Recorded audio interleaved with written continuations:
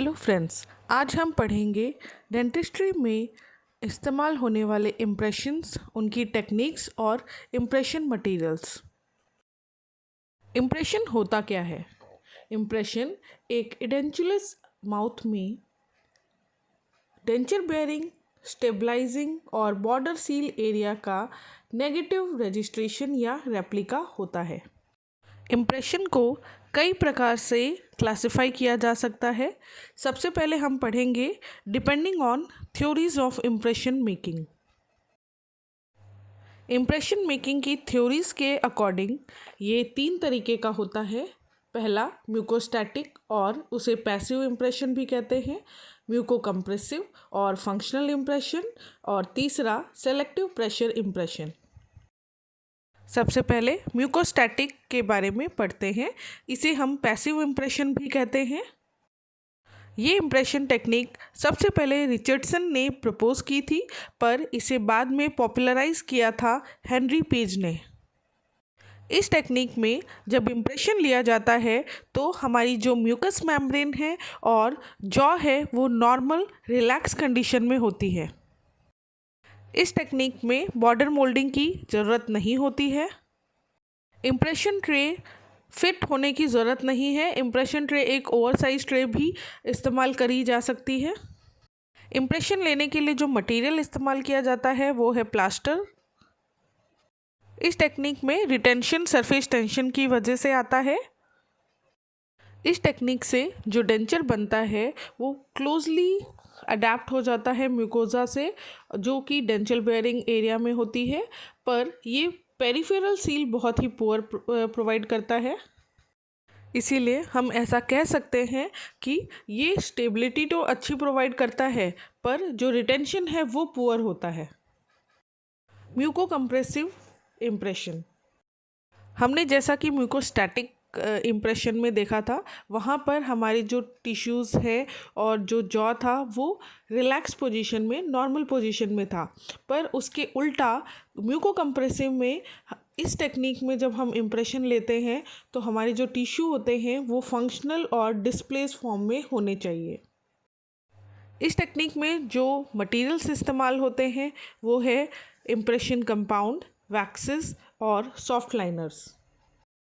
हमारे मुंह में जो ओरल सॉफ्ट टिश्यूज़ होते हैं वो रेजिलिएंट होते हैं, इसीलिए जब भी उनमें से फोर्स हटाया जाता है तो वो वापस अपनी एनाटॉमिकल पोजीशन में वापस आ जाते हैं, यानी कि फोर्स रिलीव करने पर वो वापस अपनी एनाटॉमिकल पोजीशन में पहुंच जाते हैं।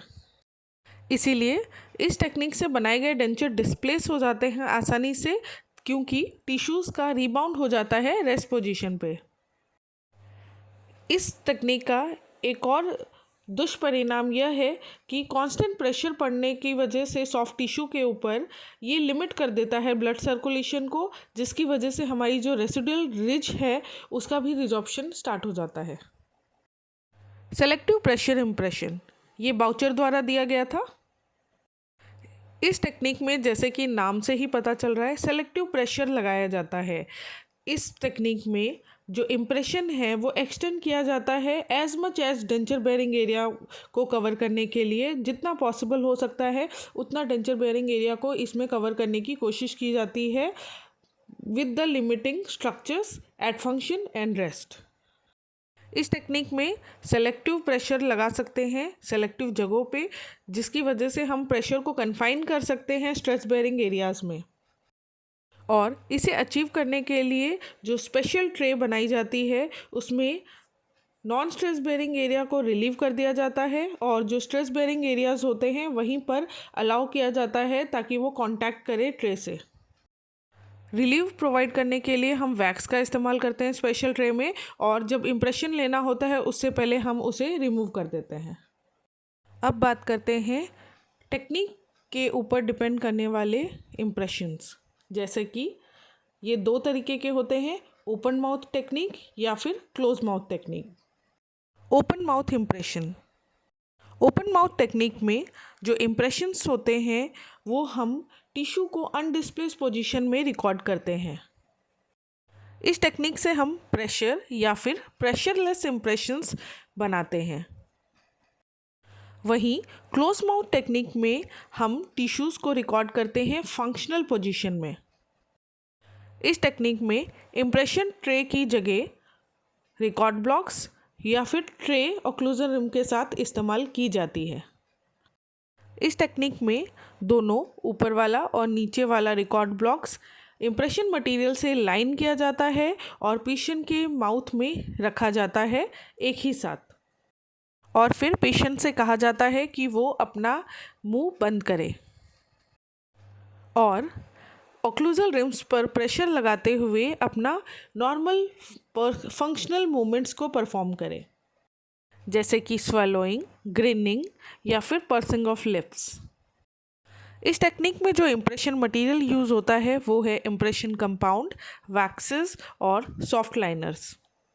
इस टेक्निक के कई डिसएडवांटेजेस भी हैं, जैसा कि इसमें बताया गया है कि टिश्यूज़ को हम रिकॉर्ड करते हैं फंक्शनल कंप्रेस्ड फॉर्म में, तो टिश्यू की रेजिलेंसी होने के कारण वो अपने नॉर्मल पोजीशन में रिबाउंड हो जाते हैं और इसकी वजह से डेंचर का डिस्प्लेसमेंट भी हो सकता है।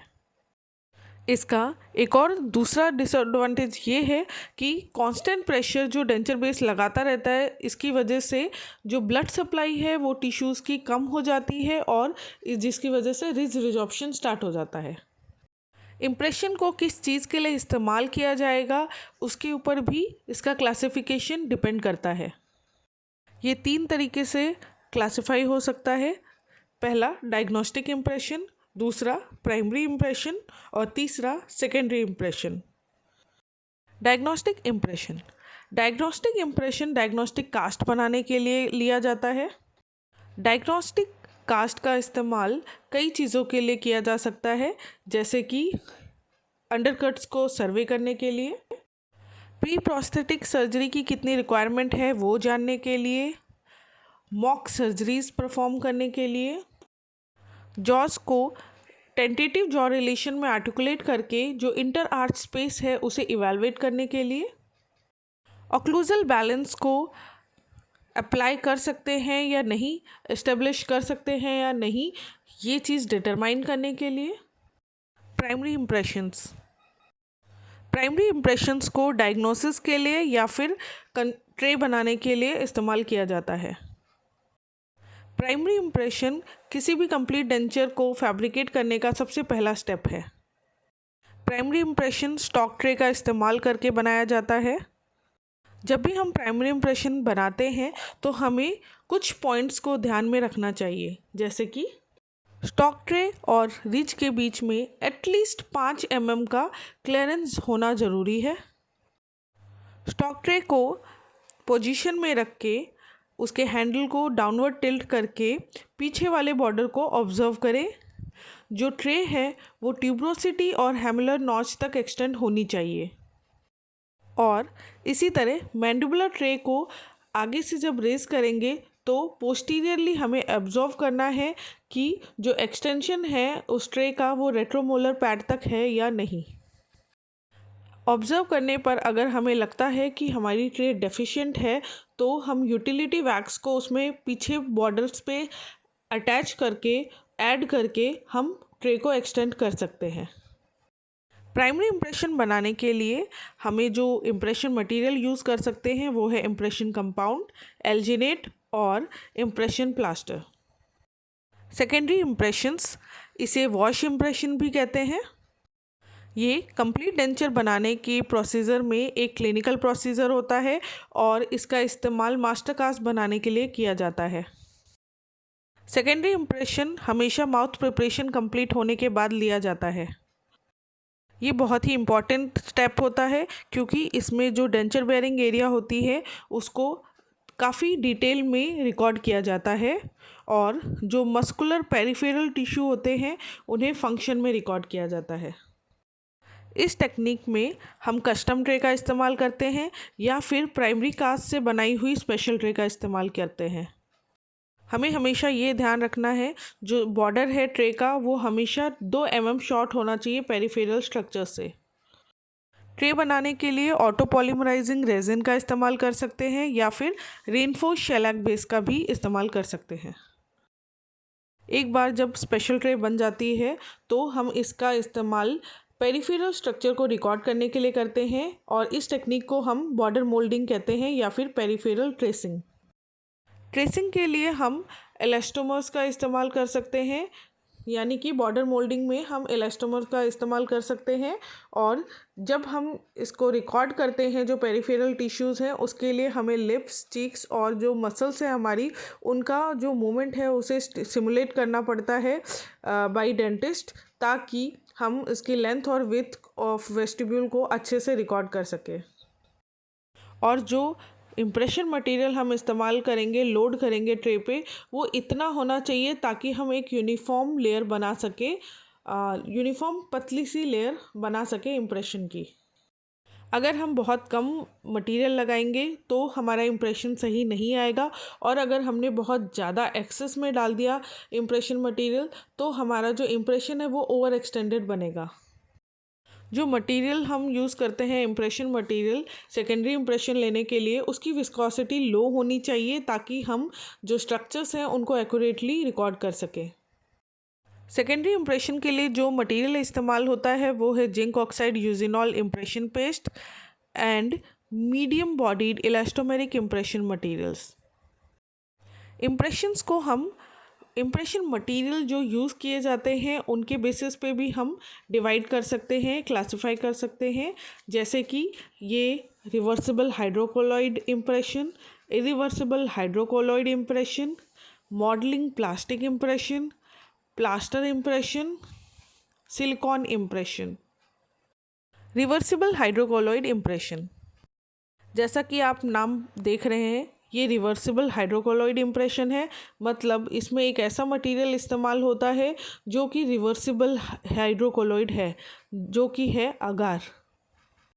अगार को टेम्परिंग सेक्शन जो कि 46 डिग्री सेंटीग्रेड में होता है, वहाँ से निकाल कर water cooled rim lock tray में लोड किया जाता है और फिर इससे इम्प्रेशन लिया जाता है। इस टेक्निक से बहुत ही अच्छी सरफेस डिटेल रिप्रोड्यूस हो सकती है अप टू 25 माइक्रोन्स। पर इसका एक डिसएडवांटेज है कि इसमें जो स्टेबिलिटी होती है, डायमेंशनल स्टेबिलिटी, वो बहुत ही पुअर है सिंड्रेसिस और इम्बिबिशन की वजह से। ये एक इलास्टिक मटेरियल है तो हम इसका इस्तेमाल अंडरकट्स में भी कर सकते हैं। जनरली इलास्टिक इम्प्रेशन मटेरियल ही इस्तेमाल किया जाता है अंडरकट्स को रिकॉर्ड करने के लिए। इरिवर्सिबल हाइड्रोकोलॉइड इम्प्रेशन, इसमें जो हाइड्रोकोलॉइड होता है वो इरिवर्सिबल होता है, उसे बार बार इस्तेमाल नहीं कर सकते हैं।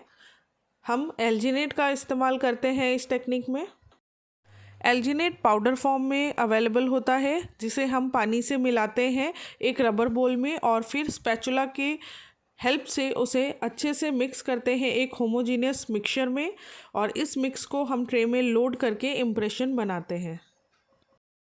एल्जिनेट इम्प्रेशन में जो पेरिफेरल सील है वो बेटर होती है एज़ कम्पेयर टू बाकी के इम्प्रेशन के।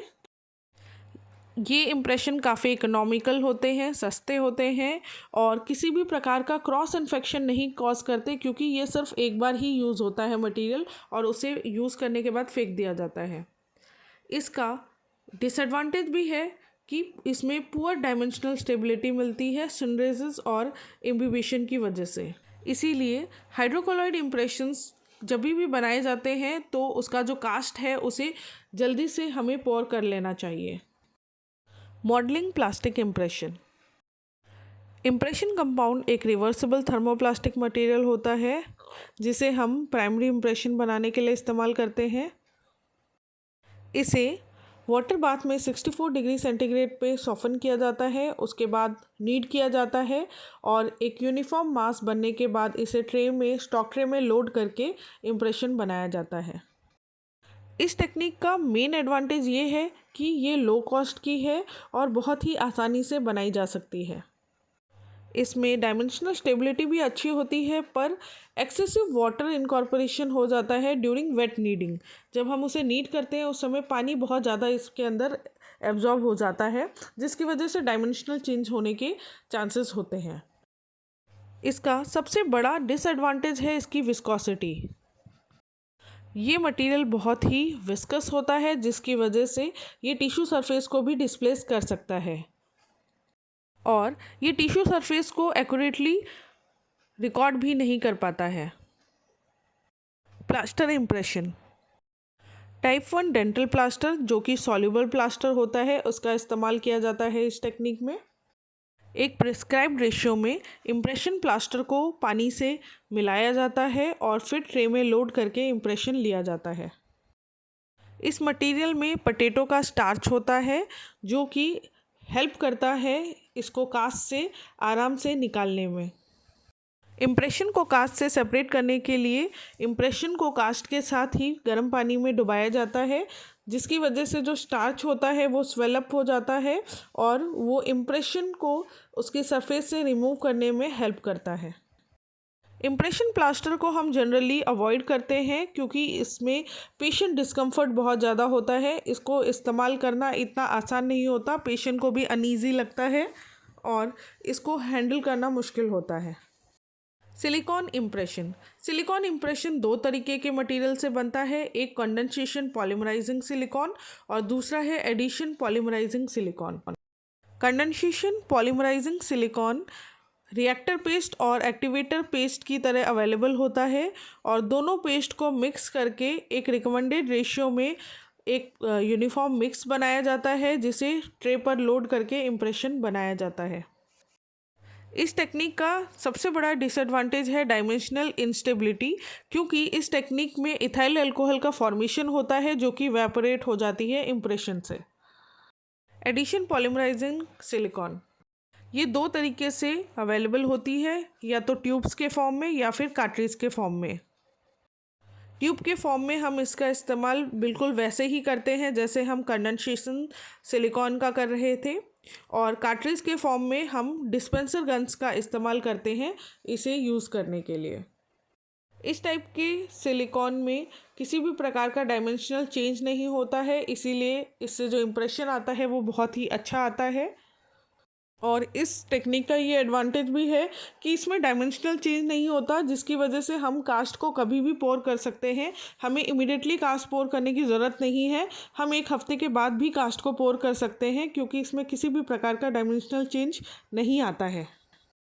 ट्यूब्स और कार्ट्रिज के अलावा ये जार्स में पट्टी के फॉर्म में भी अवेलेबल होता है। Thank you for watching my video. Friends, if you like my video, please subscribe my channel and ring the bell icon for latest updates.